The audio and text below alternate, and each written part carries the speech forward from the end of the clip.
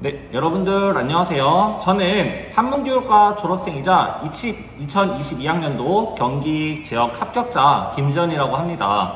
제가 졸업한 지 오랜 시간이 지나서 조금 이러한 영상을 찍는 게 부끄럽기도 하지만 여러분들의 학과 선택을 하고 공부를 하는 데 있어 조그마한 도움이 되고자 우리의 학과를 선택해야 하는 이유와 그리고 저의 이런 공부 방법이 담겨져 있는 합격 수기를 간단하게 들려드리고자 합니다.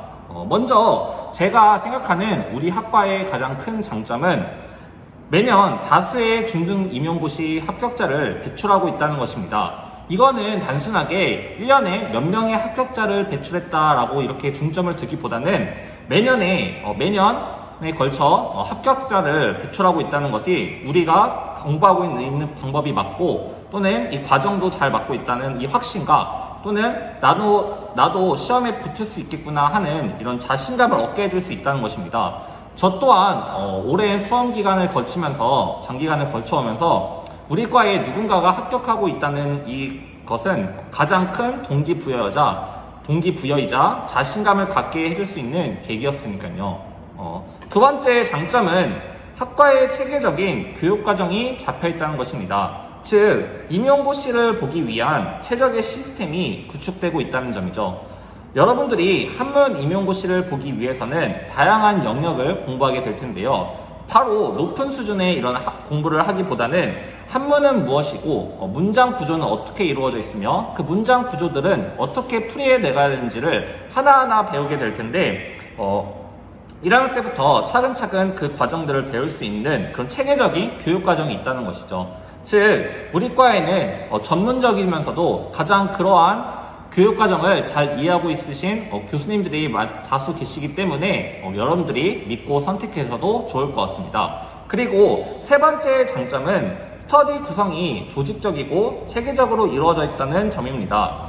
저는 사실 제 재학 시절에 이 부분에 대해서도 불만이 있었고 또는 너무 비효율적으로 공부하고 있다는 것이 아닌가라는 생각도 있었지만은 지금 생각해보면 제가 그냥 단순하게 너무 놀고 싶은 마음이 더 공부하고 싶은 마음보다 컸기 때문이라고 생각해요. 그래서 다시 생각해보면 저의 합격을 위한 지름길은 이 스터디를 했다는 것이 아니었나 생각이 드네요. 우리 과에는 두 가지의 스터디로 이루어져 있는데요. 하나는 첫 번째는 교수님 스터디로 이루어져 있고 두 번째는 선후배 간의 스터디로 이루어져 있는데 교수님 스터디는 당연스럽게도 너무 큰 도움이 되겠지만은 선후배 간의 스터디도 역시 서로 이렇게 문장 독해를 하고 또는 서로 부족한 부분을 보완하기도 하며 끊임없이 토의 토론을 하고 격려하면서 학교 생활을 하는 데 있어서 큰 즐거움을 주기도 합니다. 교수님들께서도 다른 학교들보다 더 조직적으로 구성해 주시는 이 스터디는 우리 과의 큰 장점이기도 하죠. 이외에도 제가 생각하는 장점은 우리 과에는 독자적으로 여러분들이 공부할 수 있는 이렇게 운영하고 있는 독서실이 있습니다. 그래서 여러분들이 더 공부에 집중할 수 있도록 해주고 공부하는 이 공간을 별도로 찾을 필요가 없어서 이 또한 역시 큰 장점이 될 수도 있겠네요. 아무래도 좀 졸업한 지 오래된 저보다는 재학생 여러분들이 더 이거에 대해서 많이 설명해 줄 테니 한번 선배님의 이런 더 설명을 들어볼 수 있도록 하겠습니다. 다음으로는 저의 간단한 합격 수기를 좀 전달해 드릴게요. 다른 공부는 여러분들이 아무래도 학년을 올라가다 보면은 자연스럽게 깨닫는 부분일 테니 저는 먼저 가장 기본적이면서도 가장 중요하다고 생각하는 이 경서강독의 영역에 대해서 말씀드리겠습니다. 경서강독은 먼저 대학, 중용, 맹자, 논어로 이루어져 있는데요. 그 중에서도 맹자와 논어가 임용고시에서는 더 집중해서 시험에 출제되고 있기 때문에 학과의 아침서당 및 수업 중에서도 교수님들께서도 굉장히 강조하고 있는 부분으로 저는 꼽고 있습니다. 그래서 매년 출제되고 있기 때문에 우리가 꼭 필수적으로 봐야 하죠. 자, 그렇다면 이 경서강도는 어떻게 공부하는 게 가장 좋을까? 물론 교수님들의 말씀처럼 그냥 자주 보고 매번 보는 게 가장 좋기도 하지만 그 중에서도 저는 좀 대문을 집중해서 봤었어요. 그래서 처음에 이 주석 부분은 한두 번 정도 보는 대신 굉장히 꼼꼼하게 보면서 내가 이 대문만 봤을 때도 이 주석의 내용이 다 이해가 가게끔 다 그렇게 꼼꼼하게 봤었던 것 같아요.